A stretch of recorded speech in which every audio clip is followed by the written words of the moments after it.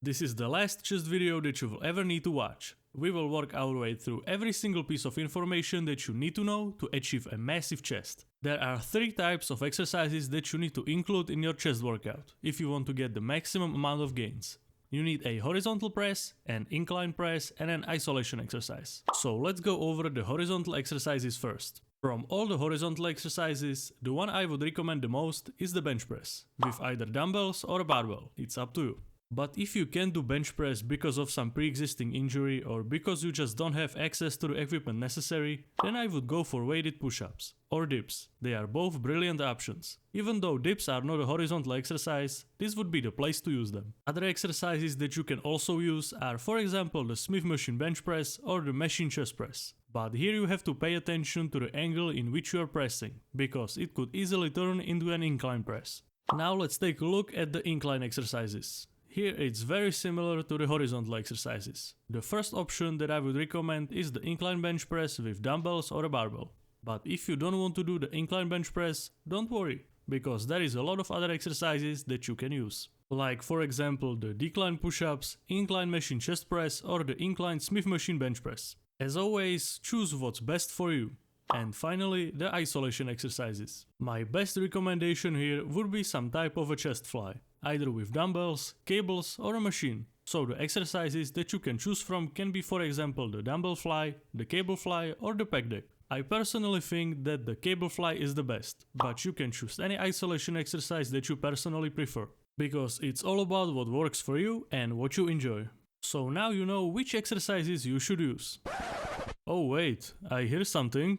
What is that? Oh, you're asking about the decline bench press. Well, let me quickly tell you why the decline bench press is something that you should not worry about. You are not missing out on anything. This is especially true for the newer lifters. The decline bench press might be a consideration for people who have been lifting for years, but even then, it's not mandatory.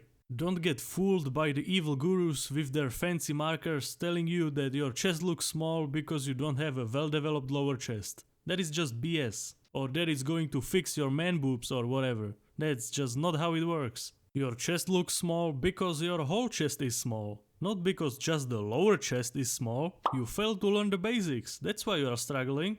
I say this all the time, but the point where most people mess up is in the basic stuff. But instead of fixing the basic stuff, everyone wants to fix some abstract stuff like the lower chest. But 9 times out of 10, you are struggling because you are not following the fundamentals. And that's just how it is.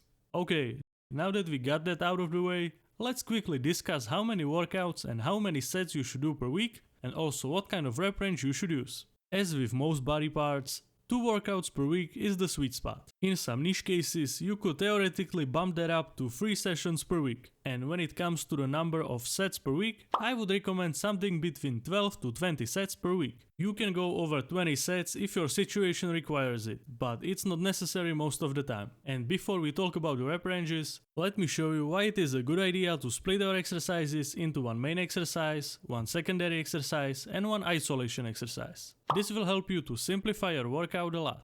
And it will also make sure that you hit your chest from all the angles necessary, while also taking advantage of every single useful rep range. The exercise that you select as the main exercise will be the one that you will do first in your workout. And obviously, because it's the first exercise of the workout for this muscle group, you will have the most strength available. That's why the rep range for the main exercise will be 5 to 8 reps. So in most cases, the main exercise for the chest will be a horizontal exercise, so most likely the flat bench press. But it can also be an incline exercise, if you find yourself in a specific situation that requires it. Like for example, if you know that you are really weak at incline pressing, then having an incline press as the main exercise might help you to improve that. Now for the secondary exercises. If you chose a horizontal press as your main exercise, then the secondary exercise will be an incline press. And if you chose the incline press as your main exercise, then the secondary exercise will be the horizontal press. You can switch the main and the secondary exercise every couple of months to have some variety. And you don't have to just switch around the order, you can also change the exercise itself. For example, if you are stuck on the bench press for some time and you did it as your main exercise,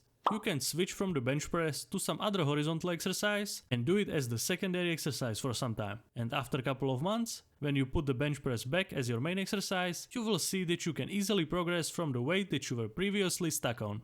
Alright, So because this is the secondary exercise, we won't be using the 5 to 8 rep range here, because we already did that on the main exercise and we are a little bit weaker after that. And we also want to diversify our rep range. That's why the rep range for the secondary exercise will be 8 to 15 reps. So it can be something like 8 to 12 or 12 to 15. That's up to you. And the last type of exercise is the isolation exercise. You obviously know that for the isolation exercise, you will choose one of the isolation exercises. Shocking, I know. For the isolation exercise, you should be in the 15 to roughly 20 to 25 reps. You can theoretically go up to 30 reps if that's something that sounds appealing to you. If you set up all of this properly, you will hit your chest from every single angle necessary while also getting the benefits from all the different rep ranges. It's the best way to make sure that you maximize everything that you can without making it complicated. So this is how the example chest focused part of your workout could look like. But all of that will be completely useless if you have no idea how to actually perform the chest exercises. Every time you do a chest press of some kind, you need to get in the arched position. What this will do is that will decrease the range of motion a little bit, which would normally not be a good thing, but in this scenario, it will allow you to press more weight, which is good. It will also help you to activate your chest a whole lot more than if you did not arch at all. Arching will help you shift more load to the chest instead of the shoulders. And that's exactly what you want. But don't overdo the arch like this. I get it, you're flexible, but that's not really the point of arching. To get into the arched position, push your chest as high as you can and squeeze your shoulder blades together while pushing your traps into the bench. And then you hold this position for the whole set. If done correctly, your back won't be laying flat on the bench like before, but it's going to have this nice little arch. You will immediately feel way stronger and your gains are going to skyrocket. So go try it out. And if you are still struggling with getting into the arched position, don't worry. Just keep on practicing and over time, you will get there. And after a certain point, you won't even have to think about it, you will just do it automatically. What you also might consider is pre-exhausting your chest before the main exercise. Pre-exhausting is basically just doing something like 2 sets of push-ups or something similar. I personally love doing 2 sets of ring push-ups with the wrists turning out at the end of the movement before I do my main press. This should in theory flow some blood into the muscle and help enhance your growth from the main exercise. But I don't want you to think that it's some kind of miracle must-do technique, but it can for sure be helpful. If not for the growth enhancement, then it's at least a good warm-up that will improve your mind-muscle connection.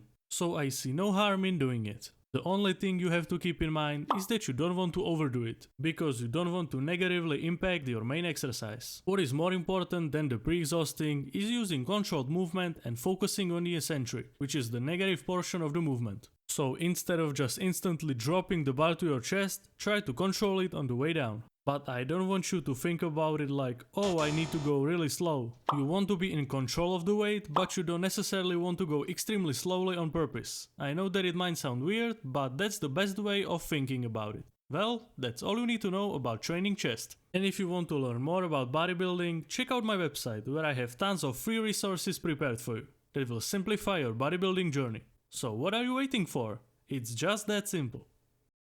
And as always, a big thanks to all the supporters on my Patreon. Did you like this video? Then you will for sure like this one too.